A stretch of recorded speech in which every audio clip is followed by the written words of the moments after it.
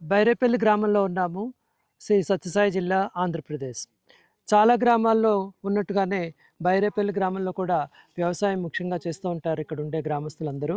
ఈ ఊరు ప్రత్యేకత ఏంటంటే ఇక్కడ చాలా కొబ్బరి, పోక చెట్లు కూడా చాలా ఉన్నాయి. ఈ కొబ్బరిలోంచి కొబ్బరి కల్పవృక్షం అని అంటారు. కొబ్బరిలో ఉండే ప్రతి వస్తువు కూడా మనకి ఏదో రకంగా ఉపయోగపడుతుంది. కొబ్బరికాయలు తీసేసాక ఈ రకంగా ఉండే కొబ్బరి చిప్పలు కానీ ఈ రకమైన వీటిలన్నిటితోటి ఏం చేయాలి? ఇదొక పెద్ద సమస్య రైతులకి. ఆ సమస్యలోనే ఒక పరిష్కారం అంతర్లీనంగా ఉంది. ఈరోజు ఇక్కడ మనము బయోచార్ చేయబోతున్నాం. బైరాన్పల్లి గ్రామంలో కొబ్బరి బొండాల నుంచి తీసిన ఈ కొబ్బరి పీచుతోటి ఈ కొబ్బరి మట్టలతోటి వీటన్నిటిని ఉపయోగించుకుని మనం బయోచార్ ఎలా చేయాలన్నది ఇక్కడ రైతులతోటి కలిసి ఒక చిన్న ప్రయోగం చేస్తున్నాం. అది ఇప్పుడే మొదలవుతుంది. ఎలా అవుతుంది అదంతా తెలుసుకుందాం రండి. సార్లు ఇంచుమించు 40 సెంటీమీటర్లు ఉంది. ఇది ఇక్కడ ఒక బైరేపల్లి గ్రామంలో మనము ఈ కొబ్బరి మట్టలన్నీ ఉన్న చోట ఒక చిన్న గుంట తవ్వాము. ఇది మీటర్ పైన 10 సెంటీమీటర్లు ఉంది. ఒక 70 సెంటీమీటర్ల వెడల్పు ఉంది. ఒక 40 సెంటీమీటర్ల లోతు ఉంది. ఈ పిట్టింతే ఉండాలి, గుంటింతే ఉండాలని లేదు. మనకుండే కట్టెలు బట్టి అంటించే దాన్ని బట్టి ఇది ఇంకా పెద్దది ఉండొచ్చు, చిన్నది ఉండొచ్చు. ప్రస్తుతం మనము ఒక ప్రయోగంగా చేస్తున్నాం కాబట్టి మనము తొందరగా చేయడం కోసం అని చెప్పి కూడా కొంచెం చిన్నది చేసాము. అంత పెద్ద గొట్టు ఉంటే మనం ఇంకా పెద్దది చేసుకోవచ్చు. పెద్దది చేసుకున్నప్పుడు 2-3 మనుషులు ఉండాలి. దాన్ని కంట్రోల్ చేయడం సరిగ్గా చేసినప్పుడే అది అవుతుంది. చిన్నది ఉన్నప్పుడు ఒక మనిషి కూడా చేయొచ్చు. ఇప్పుడు బయోచార్ అంటే ముఖ్యంగా మనము మన దగ్గర ఉండే వ్యవసాయంలో మనకి రైతుల పొలాల దగ్గర దొరికే ఈ రకమైన కట్టెలు, కొబ్బరి మట్టలు ఇలాంటివి వాటన్నిటితోటి మనం చేయొచ్చు. దీన్ని బేసికల్గా ఏం చేస్తామంటే వీటిని అగ్గిపెట్టి తగలబెడతాము. కానీ అగ్గి ఉండాలంటే ముఖ్యంగా మనకి ప్రాణవాయువు, ఆక్సిజన్ అవసరం అవుతుంది. ఆక్సిజన్ తగలకుండా తక్కువ ఆక్సిజన్లో దాన్ని ఏ కట్టెనైనా మనం తగలపెట్టినప్పుడు అది బయోచార్ అవుతుంది. అది ఎలా చేస్తామన్నది మనం ఇప్పుడు ప్రయోగాత్మకంగా మనం మొదలు పెడదాం.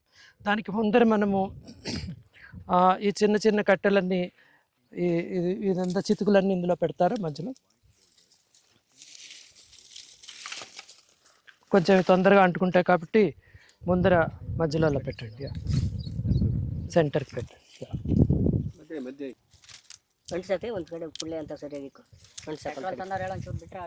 ముందర వాటి మీద కొంచెం పెట్రోల్ వేసి అగ్గి పెట్టున్నదా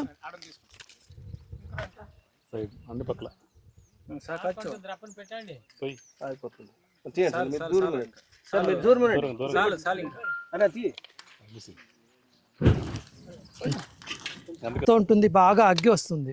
పొగ తక్కువ ఉండాలి. అలా అగ్ని శిఖలు ఇలాగా లేవాలి. అప్పుడు మనకు తెలుస్తుంది ఎప్పుడు అది ఇప్పుడు ప్రస్తుతం వాటన్నిటికీ ప్రాణవాయువు తగులుతోంది. కాలిపోయాక అది మెల్లిమెల్లిగా బూడిదవుతూ ఉంటుంది కదా.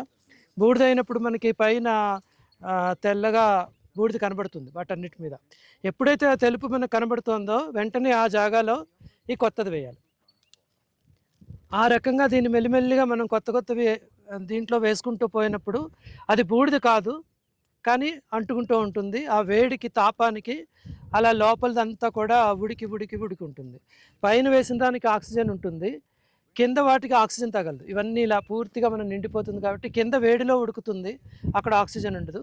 పైన ఉన్న వాటికి మాత్రము ఆక్సిజన్ తగులుతూ ఉంటుంది. ఆ రకంగా మనము ఒక పొర అలా వేసుకుంటూ వెళ్ళినప్పుడు కిందవన్నీ బయోచార్లా తయారవుతాయి అన్నమాట. ఎందుకంటే తక్కువ ఆక్సిజన్లో అది తగలబడుతోంది. ఎలివైపు చూడండి, ఇప్పుడు కింద మనకి బూడిద కనబడుతుందా? చిన్నగా తెల్లగా బూడిద కనబడుతుంది కదా. అది బూడిదైందంటే ఇంకా అది పూర్తయిపోయినట్టు, ఇంకేమీ లేదు, బూడిదే ఉంటుంది.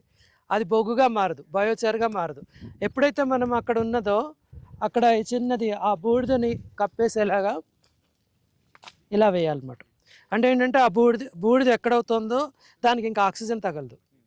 దాని మీద ఇది అడ్డొచ్చింది, ఇది తగలబడుతూ ఉంటుంది కదా.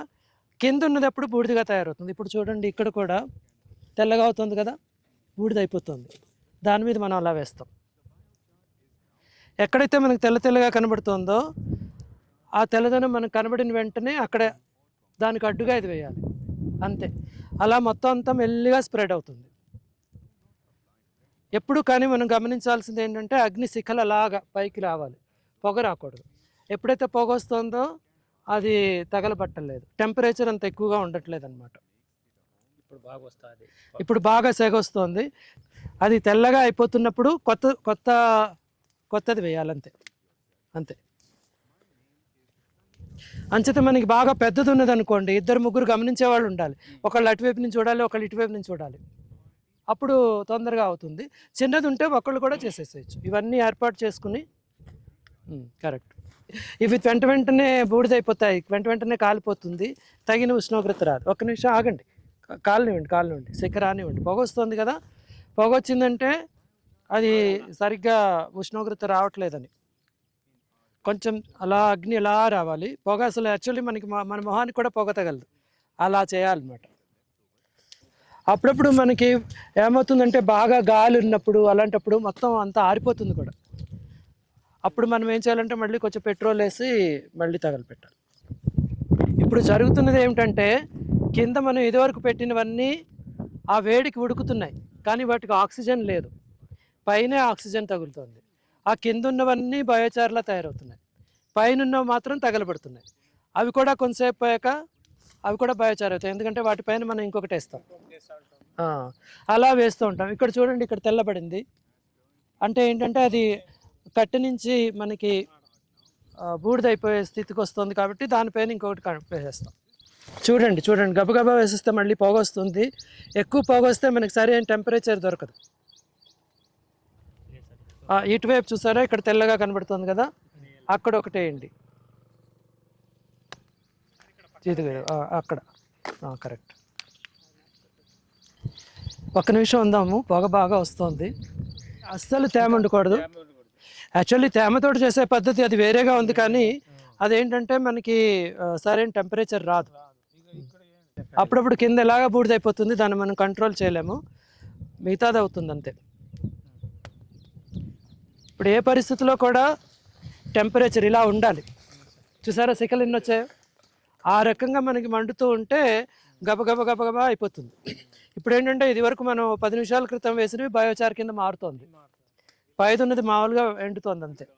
ఉండండి ఒక్క నిమిషం గమనించండి, ఎక్కడ తెల్లగా ఉందో అటువైపే. కానీ మనం కింద ఏం చేసామంటే ఒక్కసారిగా అన్ని డంప్ చేసేసి కింద నుంచి మంట మూసేసాం. అంటే చుట్టుపక్కల అన్నీ కూడా ఆక్సిజన్ అంటే తగిలేని టెంపరేచర్ వస్తుందో లేదో చూడాలి. దీంట్లో ఏమవుతుందంటే మనకి లేయర్ బై లేయర్ అవుతుంది. అలాంటి మెథడ్, మీరు చెప్పిన మెథడ్, దానికి ఈ ధాన్యం నూకుంటూ అదే మనకి హస్క్ అంటాం కదా, ఊకతోటి అలా పద్ధతి చేస్తారు. ఇది కూడా టెంకాయ చెప్పులు ఇంకా చిన్న పీసులు చేసేది, నింపేసి కింద మంట పెట్టేసి అన్ని చుట్టూ క్లోజ్ చేసేసేది పేడతో. అలా కూడా చేయొచ్చు, బట్ యాక్చువల్లీ అదంతా చాలా శ్రమ. ఇదే అన్నిటికన్నా ఈజీ. నేను 5-6 మెథడ్స్లో చేశాను, అన్నిటికన్నా ఇది సులభం. బైరేపల్లి గ్రామం శ్రీ సత్యసాయి జిల్లాలో ఏపీమా సంస్థ వారు క్లైమేట్ స్మార్ట్ విలేజెస్ అని ఒక ప్రాజెక్ట్లో చేస్తున్నారు. ఆ ప్రాజెక్ట్లో భాగంగా బయోచార్ని కూడా చాలామంది రైతులకు ఇచ్చి ప్రయోగాత్మకంగా దాని ఫలితాలు ఎలా ఉన్నాయని కూడా గమనిస్తున్నారు. అందులో భాగంగా ఈరోజు బైరేపల్లి గ్రామంలో ఇక్కడ కొబ్బరి చెట్లు ఎక్కువగా ఉన్నాయి, కొబ్బరి మట్టలు వాటన్నిటితోటి, కొబ్బరి బొండాలు తీసేసాక వచ్చిన ఆ తొక్కు వాటన్నిటితోటి బయోచార్ చేస్తున్నాము. ముందర ఒక చిన్న గుంట తవ్వాము, 1 మీటర్ బై 70 సెంటీమీటర్స్ 40 సెంటీమీటర్స్ ఉన్న గుంట తవ్వి ముందుగా అగ్గి రాజుకోవడానికి చిన్న చితుకులతోటి ఒక మంట వచ్చి, ఆ మంట కొంచెం ఉధృతంగా వచ్చాక మెల్లిమెల్లిగా వాటి మీద ఈ కొబ్బరివన్నీ వేయడం మొదలుపెట్టాము. ఇందులో ముఖ్యమైన విషయం గమనించాల్సింది ఏంటంటే, అది కట్టె అంటుకున్న వెంటనే అది బూడిదగా మారుతూ ఉంటుంది. ఆ బూడిదగా మారుతున్న క్రమంలో కొత్త కట్టెలు, కొత్త బయోమాస్ దాని మీద వేసినప్పుడు అది మెల్లిమెల్లిగా పూర్తిగా ఉడికి ఆక్సిజన్ లేని సందర్భంలో, తక్కువ ఆక్సిజన్ ఉన్న సందర్భంలో అది మెల్లిగా బయోచార్గా మారుతుంది. ఇక్కడున్న రైతులందరూ కూడా వారి భూమిలో, పొలంలోనే ఇలా చిన్న గుంట తవ్వుకుని ఒక రోజులో వాళ్ళ చుట్టుపక్కల ఉన్న వాళ్ళ పొలం దగ్గరే ఉన్న వేస్ట్ అంతా కూడా తీసుకొచ్చి ఈ రకంగా బయోచార్ చేసుకుంటే అదే భూమిలో దాన్ని పరుచుకుని మంచి దిగుబడి సాధించవచ్చు, మంచి భూమిని తేమని పెంచుకోవచ్చు, భూమి సారాన్ని కూడా పెంచుకోవచ్చు. ఈ రకంగా బయోచార్ వ్యవసాయానికి చాలా ఉపయోగపడే వస్తువు. ఇలా చేస్తున్నప్పుడు గమనించాల్సింది ఏంటంటే, ఎప్పుడు కట్టెపెట్టి కలగకూడదు. కట్టెపెట్టి కలిగితే లోపలికి ఆక్సిజన్ వెళ్తుంది కదా, పై పొరలుగానే ఉండాలి. కొంచెం అడ్జస్ట్ చేయాలి తప్ప, మనము పొయ్యి ఊదినప్పుడు ఏం చేస్తాము, ఇలా ఆక్సిజన్ సప్లై చేస్తాం, మనం ఉఫ్ అని ఊతాం, లేకపోతే విసినకర్ర పెట్టి చేస్తాం, దాని మూలంగా పొయ్యి బాగా మండుతుంది, ఆక్సిజన్ కూడా వెళ్తుంది. అలా ఇక్కడ చేయకూడదు. మనకి ఏంటంటే అది కప్పు పడిపోవాలి, కాలుతున్నది దానికి ఆక్సిజన్ తక్కువ ఉండే విధంగా పైన ఇంకొకటి వేస్తూ ఉంటాం అనమాట. అన్నీ ఒకేసారి వేస్తే పొగ వచ్చేస్తుంది. అన్నీ ఒకేసారి వేసేస్తే పొగ వచ్చి ఉష్ణోగ్రత రాదు మనకి. యాక్చువల్లీ ఇప్పుడు గాలి చక్కగా ఉంది, అన్ని వైపులా తగులుతుంది కాబట్టి మనకి పర్వాలేదు, ఇంత పొగ రాకూడదు అనమాట. ఇలాంటి పొగ ఎక్కువ వచ్చినప్పుడు మనం ఏం చేస్తామంటే చిన్న చిన్న చితుకులు వేస్తాం, అవి రాచుకుని మళ్ళీ అగ్గి వస్తుంది. చిన్న చితుకులు ఉంటే వేస్తారా? కట్టెలు తొందరగా అంటుకుందిలేండి, వచ్చేస్తాం. నొక్కండి నొక్కండి నొక్కండి. అక్కడ బూడిదవుతుంది కదా, అందుచేత వేసాము. మనము ఇలా తొక్కాలి, ఇలా నొక్కాలి, అది ఇలా అణిగేలా నొక్కాలి తప్ప తీసేస్తే మళ్ళీ ఆక్సిజన్ వెళ్ళిపోతుంది. మనం నొక్కి అలా అలా అణిస్తే పర్వాలా, అది లోపలంతా సర్దుకుంటుంది. అది అలా అలా చేయాలి. ఇలా తీసివేస్తే మళ్ళీ అది గాలి తగిలి బూడిదైపోతూ ఉంటుంది. ఇప్పుడు చూస్తారు కదా, ఎక్కువగా తెల్లబడింది కదా, అంత తెల్లగా అవుతుంది కదా. ఇంకొంచెం తెల్లగా అయ్యాక ఆ బకెట్లో నీళ్ళు పోసేది, ఇంకొంచెం తెల్లబడింది. ఇంకా మనం దీన్ని ఆఫ్ చేసేయచ్చు. ఆ బకెట్లో నీళ్ళు పోస్తారా, కొంచెం దూరం నుంచి పోయండి, సెగ తగులుతుంది బాగా.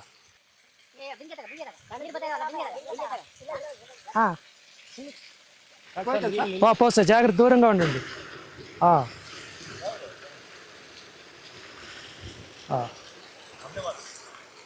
మిగతా అది ఇటువైపు నుంచి కొంత పోయండి, పై నుంచి కొంచెం చిలకరించండి. జాగ్రత్త, మీ ఆవిరి మీదకి తగులుతుంది, జాగ్రత్త. ఇటువైపు దూరంగా ఉండండి, సెగ బాగా తగులుతుంది.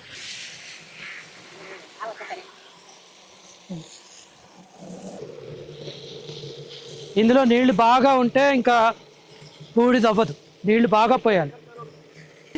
తర్వాత ఏంటంటే మీరు 2 గంటలు పోయాక ఇది బాగా చల్లారుతుంది, ఇలా నీళ్లు కనబడాలన్నమాట. అప్పుడు ఇంకా పూర్తిగా ఇందులో ఇంకా అగ్గి ఏమీ లేదు, పూర్తిగా ఆరిపోయింది. ఇప్పుడు ఏంటంటే పైన బాగా కాలని మనకు తెలుస్తాయి కదా, అవి తీసేసి పక్కన పెట్టుకుని మిగతాదంతా బయోచార్ అయినట్టు. ఆ బయోచార్ని మీరు పొడిగా చేసేసుకోవచ్చు. ఇది అడుగున బాగా కాలించి చూడండి, ఆకారం అసలు పోలా, ఎలా ఉందో అలాగే ఉంది. విరగొట్టండి. ఇది ఇప్పుడు చాలా బాగా చక్కగా తయారైంది ఇది. ఇప్పుడు మనం ఏం చేస్తామంటే దీన్ని అంతటినీ మనము ఇలా ఇలా చిన్న చిన్న ముక్కలుగా చేసుకుని, రేపు ఎల్లుండో మీరు దీన్ని అంతా పైవన్నీ తీసేసి ఇలా ముక్కలుగా చేసేసుకుని దీన్ని మీరు పేడలో కానీ ఆవు మూత్రంలో కానీ కంపోస్ట్లో కానీ వేసుకుని మీ పొలాల్లో వేసుకోవడం. ఒకవేళ మీరు ఎక్కువ ఉందనుకోండి, ట్రాక్టర్ వేసి తొక్కించవచ్చు. ఇప్పుడు ఏంటంటే మీరు ఇది పేడ లేకపోతే కంపోస్టు, దానిలో ఆవు మూత్రం, గేదె మూత్రం ఇలాంటి వాటిలో పెట్టుకున్నాక కనీసం 10 రోజులు ఉంచాలి. డైరెక్ట్గా వేయద్దు దీన్ని. 10 రోజులు దీన్ని డైరెక్ట్గా వేస్తే భూమిలో ఉండే తేమనంతా ఇదే గ్రహించేసుకుని మొక్కలు ఎండిపోతాయి. ఇదేంటంటే మనం పేడ వాటిల్లో వేసి 10 రోజులు ఉంచితే ఆ సూక్ష్మక్రిములన్నిటికీ ఇది ఒక నివాసంలా ఉంటుంది అనమాట. అప్పటి నుంచి ఇది పనిచేయడం మొదలెడుతుంది. మనం డైరెక్ట్గా వేస్తే ఏమవుతుందంటే భూమిలో ఉండే తేమనంతా ఇదే పీల్చేసుకుంటుంది, అంచేత మొక్కకి నష్టం.